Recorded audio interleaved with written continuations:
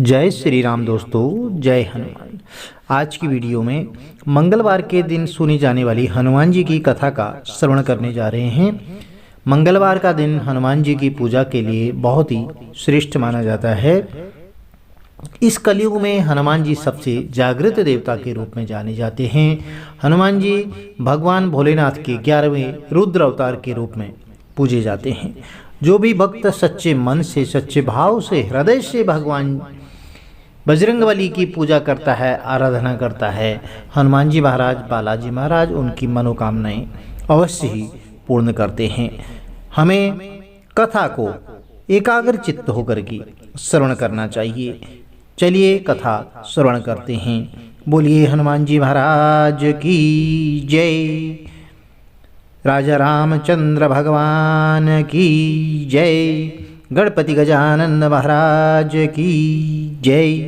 किसी गांव में एक बूढ़ी माँ रहती थी जो हनुमान जी की परम भक्त थी। वह हनुमान जी का पूजन नियम से किया करती थी। बूढ़ी माँ रोज एक रोटी का चूरमा बनाती और हनुमान जी को भोग लगाती और कहती, लाल लंगोटो हाथ में सोटो, ले बाबा तू साबुत रोटो। मैं तनुदेव तड़के तू मने दिए बुढ़ापे। जब बहू देखती कि सासू जी चूरमा बना करके रोज कहाँ ले जाती है, तब एक दिन बहू ने कहा, सासू जी आपको जितना चाहिए आप ले लीजिए, लेकिन गांव में बांटने के लिए चूरमा नहीं है।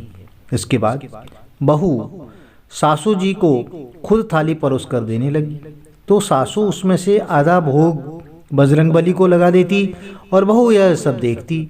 इसके बाद बहू अपनी सास को चौथाई भोग देने लगी। तब उसकी सास बजरंगबली को पूरा भोग दे देती। फिर बहू ने अपनी सास को भोग देना ही बंद कर दिया, तो सास भूखी प्यासी कमरे में बंद हो गई। तब रात को हनुमान जी आए और बोले, लाल लंगोटो हाथ में सोटो, ले माई तू साबुत रोटो। तब उस बूढ़ी माँ ने रोटा लेकर के चूरमा बनाया और बजरंगबली को भोग लगाया और खुद भी खा लिया। इसी तरह समय बीतने लगा। एक दिन बहू ने सोचा, इतने दिन हो गए सासू जी बिना खाए पिए हैं, फिर भी मोटी तगड़ी हो रही है। तो तब बहू ने अपने बच्चों को सासू माँ के पास भेज दिया और कहा कि जाओ देखो दादी क्या खाती है। तो तब बच्चों ने देखा, रात को हनुमान जी आए और रोटा दिया। बूढ़ी माँ ने चूरमा बना करके भोग लगाया और उसके बाद खुद भी खाया और बच्चों को भी खिलाया। तो सुबह बच्चे जब अपनी माँ के पास गए तो उन्होंने माँ को बताया कि माँ, दादी के पास एक लाल मुंह का बंदर आता है और वो ही रोटा दे करके जाता है। इधर बहू के घर में धन संपत्ति का विनाश होने लगा। दूसरे दिन वह रात को चुपचाप देखती रही। जैसे ही बजरंगबली आए तो बहू ने उनका पाँव पकड़ लिया। बजरंगबली बोले, अरे पापिन, मैं बाल ब्रह्मचारी हूँ, तू मेरा पाँव मत पकड़, मुझे छोड़ दे। तब बहू ने कहा कि भगवान आप मुझे माफ़ कर दीजिए, तभी मैं आपके पाँव छोड़ दूंगी। हनुमान जी ने कहा, तूने मेरे भक्तों को पूजा करने से रोका, अब मुझसे क्यों माफ़ी मांग रही है। बहू ने कहा, भगवान मेरी आंखें खुल गई हैं, अब मैं मना नहीं करूंगी। सासू माँ जितना चाहें उतना भोग लगा सकेंगी, जैसे चाहें आपकी भक्ति कर सकती हैं, और मैं भी अपनी सासू माँ के साथ मिलकर के आपकी पूजा किया करूंगी। तब हनुमान जी ने कहा, ठीक है जाओ, अब सब ठीक हो जाएगा। उसके बाद बहू बेटा अपनी माँ के साथ हर मंगलवार को हनुमान जी की पूजा करने लगे। तो हनुमान जी की कृपा से उनके घर में फिर से धन संपत्ति सब कुछ आ गया और बहू बेटा माँ साथ साथ सुखपूर्वक रहने लगे। तो हनुमान जी की बहुत ही असीम कृपा उनके परिवार पर बनी। तो हे बालाजी महाराज, आप अपने भक्तों पर इसी तरह कृपा बनाए रखना। आपने अपने भक्त बूढ़ी माँ पर जिस तरह कृपा करी, वैसे ही अपने सब भक्तों की कृपा बना के रखना। जय हनुमान जी की महाराज। प्रिय भक्त लोग, एक मंगलवार के दिन और कथा श्रवण की जाती है। एक बुढ़िया थी, वह मंगल देवता को अपना इष्ट देव मानती थी और सदैव मंगल का व्रत रखती थी। मंगल देव का पूजन किया करती थी। उसका एक पुत्र था जो मंगलवार को ही उत्पन्न हुआ था। इस कारण उसने मंगरिया के नाम से बोला करती थी। तो मंगल देव के दिन न तो वह घर को लीपती और न ही पृथ्वी खोदा करती थी। एक दिन मंगल देवता उसकी श्रद्धा की परीक्षा लेने के लिए उसके घर में साधु का रूप बना करके आए और द्वार पर आवाज दी।